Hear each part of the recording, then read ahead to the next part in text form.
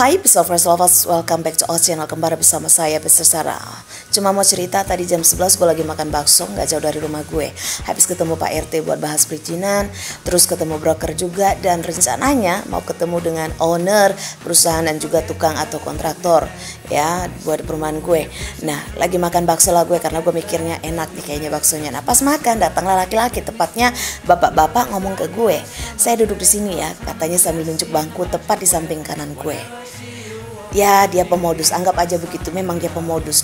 Intinya dia modus, awalnya nggak ketahuan modusnya. Ya walau gue sempat bingung juga sih, ini orang ngapain mau duduk di samping gue, secara dia kan naik motor, emangnya dia mau nungguin angkot. Gue perhatiin dia kemana, dia beli kopi di warung tempat gue duduk. Gue mikir positif aja sih awalnya, oh gitu doang gitu. Tapi ternyata nggak sampai di situ. Saudara, modus tetaplah modus. Gue geserlah ke arah kiri, ada bapak-bapak yang dari tadi duduk di situ entah nunggu apaan. Pemodus ini nanya lagi, ini bis ke Sumatera ya, Palembang? Gue bilang iya. Pemodus ini nanya lagi, cuma ini ya? Gue jawab lagi, sepanjang jalan ini juga sepanjang jalan di seberang. Pemodus ngomong lagi, saudara. Dia bilang, mereka kenal saya, semua itu yang orang travel di situ. Dalam hati gue, tadi kau nanya karena gak tahu, sekarang kenapa semua orang travel itu kau bilang kenal samamu? Ya gue diem aja lah. Tapi pemodus itu gak puas juga, dia nanya lagi, kayaknya bukan orang Sunda ya. Gue bilang Jawa. Nah ini saudara-saudara, sebenarnya saya nyesel ya, setelah obrolan ini saya nyesel bilang saya orang Jawa. Harusnya saya bilang aja Tapanuli, Batak gitu, biar dia gak ada congor ganggu saya. Si pemodus bilang lagi, oh pantesan, saya pikir juga Jawa. Oh Jawa, kerja atau apa? Gua diam aja sambil terus makan bakso gue. Terus si pemodus ngomong lagi, keluarga di mana? Gua bilang Jakarta. Pemodus ngomong lagi, tadi katanya Jawa. Gua jawab, tadi kan bapak nanya saya asal mana? Saya asal Jawa, keluarga di Jakarta. Pemodus nanya lagi, kalau mudik sekali setahun ya? Gua jawab sekali sebulan. Si pemodus bilang lagi, sekali sebulan?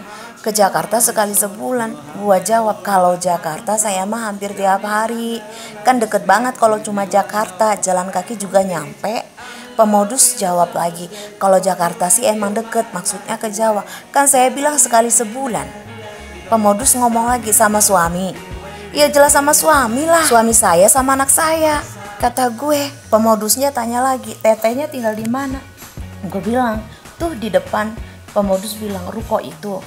Gue jawab, kok ruko? Itu kan perumahan. Pemodus bilang, oh itu perumahan.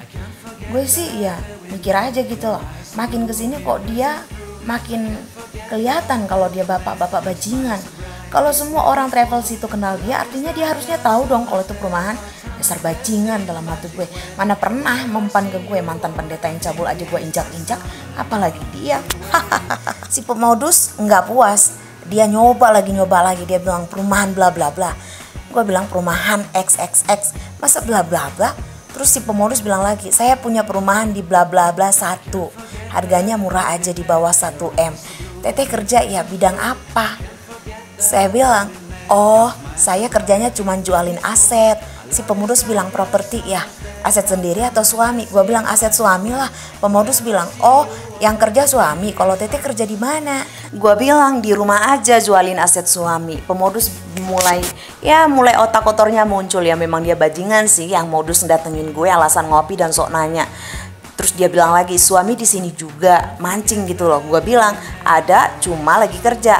Pemodus bilang lagi, saya ngelihat sok menerawang gue gitu loh saudara. Saya ngelihat kaki teteh suka sakit bagian di sini. Dia arahkan ke pahanya sambil peragakan mijet gitu.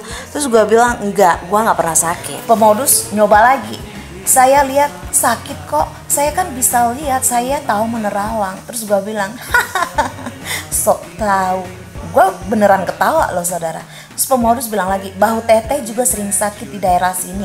Ada peragakan lagi mijet gitu. Saudara, dia mijit bahunya dia gitu loh. Terus gue bilang dalam hati, ih anjing. Kau pikir aku kayak kaummu, si Muklim itu, si Meki gatal, si burung gatal, bajingan. Gue ketawa terus gue bilang, sok tahu. Si pemodus nyoba lagi, saya lihatnya gitu. Teteh sering sakit di kaki bagian paha kanan sama bahu. Gue tanpa pernah noleh ke dia ya, gue bilang saya sangat sehat, saya gak pernah sakit. pegal ataupun asam urat kolesterol, makanya saya bebas makan bakso. Gua ketawain dia. Terus si pemodus nggak puas lagi.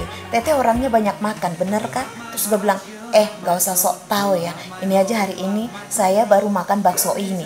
Pemodus bilang, Teteh pasti bohong. Pasti tadi pagi sarapan. Buktinya makan bakso sebanyak itu. Gua bilang, bakso ini seporsinya memang segini, kecuali gua minta porsi tambahan. Lagian gak usah sok tahu jadi orang ya. Pemodus bilang, saya punya beberapa unit perumahan mau saya jual. Nggak sampai 1 M. Kalau perumahan Teteh harga berapa? Dia sok pamer, saudara. Dia sok pamer hartanya. Dia pikir ngefek ke saya, sorry ya. Terus gue bilang paling murah ya, maksudnya harta gue, aset gue 1,8 M. Paling mahal 5,6 M. Si pemodus kaget, saudara. Dia bilang, mahal juga ya. Gue bilang, ya iyalah, per meternya aja tanahnya 14 juta. Pemodus bilang, kenapa dijual? Ya gue bilang, pertanyaan bapak lucu. Saya butuh uang cash lah, makanya saya jual. Pemodus bilang, iya ya, apalagi sekarang lagi masa sulit. Kaget dia, karena tadinya dia sok mau modus, sok pamer ya, nggak ngefek di gue. Segala cara dia coba, dasar memang bajingan. Terus karena dia ngelihat bakso gue udah tinggal 1 suap lagi, dia pun bilang sama gue, saya minta nomornya ya teh, buat mudahin komunikasi. Belum selesai dia ngomong, langsung gue jawab, saudara. Maaf pak, saya tidak membagikan nomor saya kepada orang asing. Langsung saya berdiri dan bayar bakso saya tanpa menoleh ke dia dan tanpa basa-basi buat pamit. Karena bagi saya orang seperti itu ya hanya senilai tai di mata saya.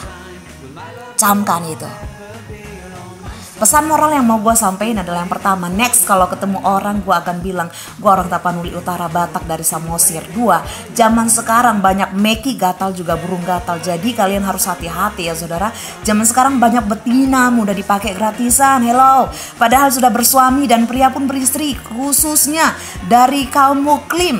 Sebagai anak Tuhan Yesus, apalagi sebagai hamba Kristus, punya harga diri, jangan gampangan. Ingat itu. Dan yang ketiga, jangan serupa dengan dunia.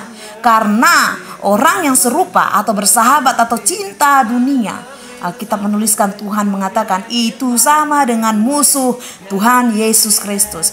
Jadi jika kau adalah perempuan murahan atau pria bajingan seperti itu, saya mau katakan pesan Tuhan hari ini untukmu, bertobat. Orang yang mengaku diri Kristen tapi jatuh lagi dalam dosa yang sama seperti yang dia lakukan sebelum ditebus oleh darah Yesus, itu sama dengan Kristen anjing, Kristen babi yang kembali ke muntahannya dan kembali ke kubangannya.